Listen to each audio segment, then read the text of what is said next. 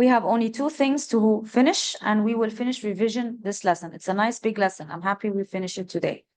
We have the making of the tissue fluid, and we have the high altitude part. Where is, pay attention. No, I don't want any mobile phones. Now, the making of the tissue fluid, we always draw the capillary bed, which is a connection, Omar, which is the connection between arterioles and venules. Arterioles is the small artery coming from an artery. So we always have high pressure at the arteriole. The venule is going to join and make a vein. Fine. So talking about the pressure changes, Farouk. The arteriole is coming from an artery. Always we have high pressure at the artery. The pressure is going to decrease as we are moving along the capillary bed. So we have high pressure at the venule. The pressure will decrease inside the capillaries, but we still have high pressure in the capillary, and the pressure will be lowest at the venule and then the vein. So the vein has the lowest pressure. You always assume that the veins have higher pressure than the capillaries. No, it's capillaries that have higher pressure than the veins. The veins have very low pressure. That's why they need help to make the blood flow. They need valves and they need contraction from the surrounding muscles. Okay.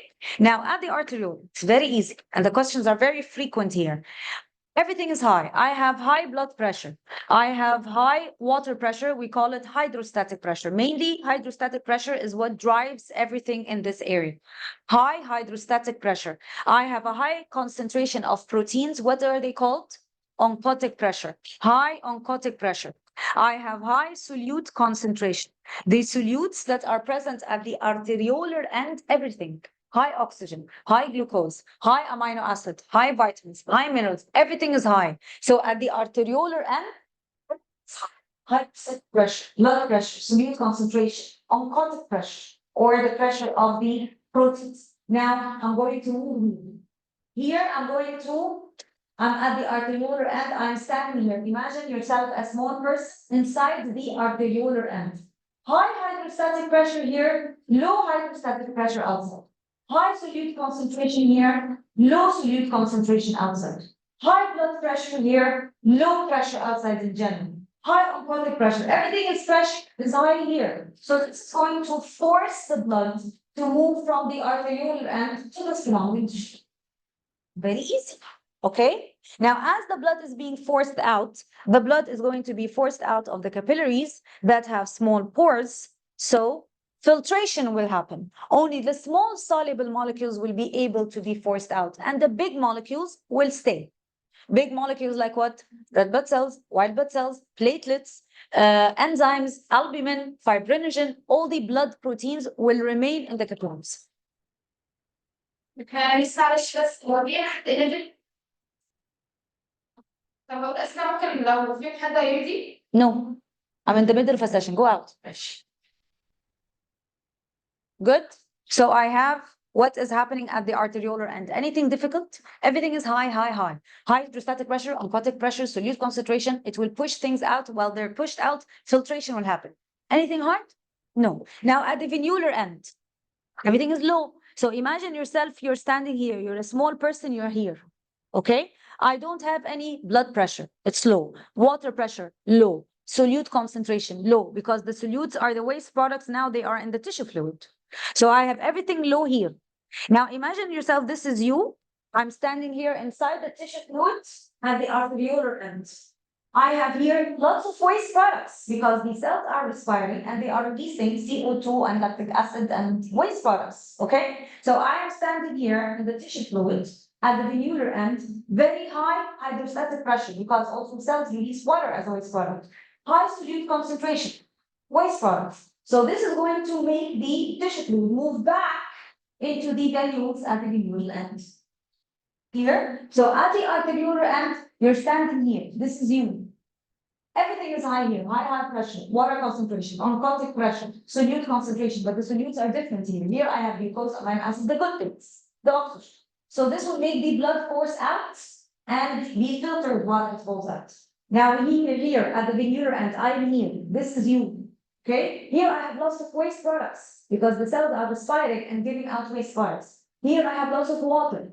So high hydrostatic pressure in the tissue fluid, high solute concentration in the tissue fluid. The solute concentration here in the term of waste products. Okay. low on contact pressure, of course, because the proteins don't go out.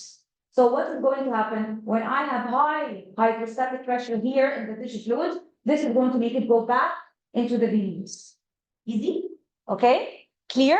So when you come to study this part, to prevent the confusion, is imagine yourself a small person and you're either standing here, this is you, or here, this is you, under high pressure, or you are here in the tissue fluid. Because when you're here, you have high water pressure, high hydrostatic pressure, high solute concentration, you have lots of waste products that will go back. And at the venule, if you're standing here, you're very upset because everything is in low pressure in the venule. That is why the water will move from high concentration to low concentration. The tissue fluid will go back. Good? So the tissue fluid is mainly waste products. Now the excess tissue fluid, who will take it? The lymphatic. So when you come to compare the composition, the lymphatic and the tissue fluid are nearly the same because the tissue fluid contains lots of waste products. Normally, it doesn't have white blood cells, but the white blood cells will squeeze out of the capillaries in case of what? Infection, especially phagocytes, especially the monocytes, okay? Lymphatics, they take the excess tissue fluid. So the lymphatics contain waste products also because tissue fluid is waste products. Yes, Serene? Why do you look confused? The lymphatic system takes the large molecules, takes back the white blood cells because these are large molecules. The white blood cells will not be able to go back to the venule. The lymphatics takes back the fat soluble or the fat soluble molecules in general. Clear? So the lymphatics, what's the difference between the lymphatics and the tissue fluid? Maybe the lymphatic will have a higher proportion of white blood cells, and they will have a higher proportion of the fat soluble molecules and the larger molecules in general. Tissue fluid, mainly waste products. Waste products means high CO2, high urea, high lactic acid, less oxygen. Clear? Tissue fluid, no white blood cells except if there is an infection. At the arteriolar end, everything is high. High oxygen, high glucose, high amino acids, high vitamins, high minerals, high water, high blood pressure, arteriole, everything is high. Easy? Okay. Do I need to dive in any further? Good. So always use the hydrostatic pressure as a keyword in this part. التissue fluid, most of it بيرجع للفينيول, but the excess tissue fluid will be absorbed by the lymphatics. الليمفاتكس الاكسس. So most of it بيرجع للفينيول والفين. تمام. They ask you, why do we take blood supply, Omar, from the vein, not the artery? For several reasons. And this question is common. It is superficial, just close to the skin, the vein. The pressure at the vein is lower. If you pierce an artery, the artery will burst in your face. Okay? And because the lumen is wider at the vein, so these 3 points, the vein has lower pressure. The vein is closer to the surface of the skin. I can easily reach it. The pressure is lower at the vein. If you burst or you cut open an artery, you're dead. Clear?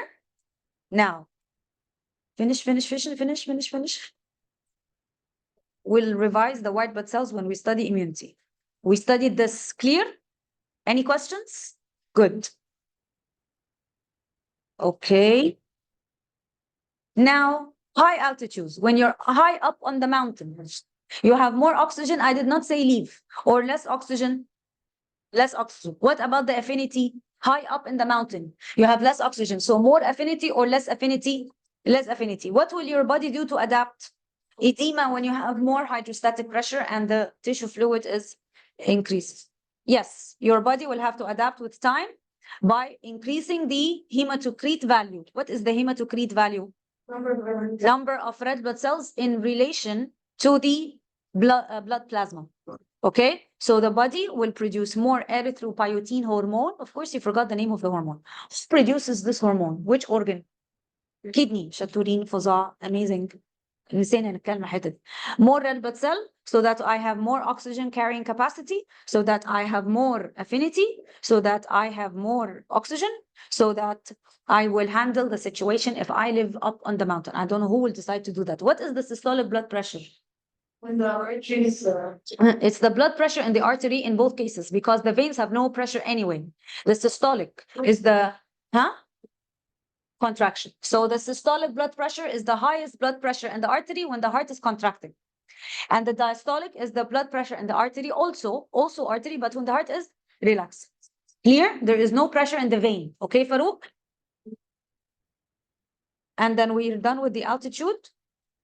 That's it. And people that live up on the mountain, like those people, Noor, they have a bigger heart. They're kinder, and they have a bigger chest, and they get adapted. Fine. And the main or the most important thing that happens is that they have more air by secant. And I'm not going to the lab yet. I'll finish the graph. استنوا طلعوا البيبر. Okay? فخلصنا الدرس. Any questions? Now, we're not going to the lab. We'll finish the graph, because if we go to the lab, you will do your serial and run away. And I know you very well.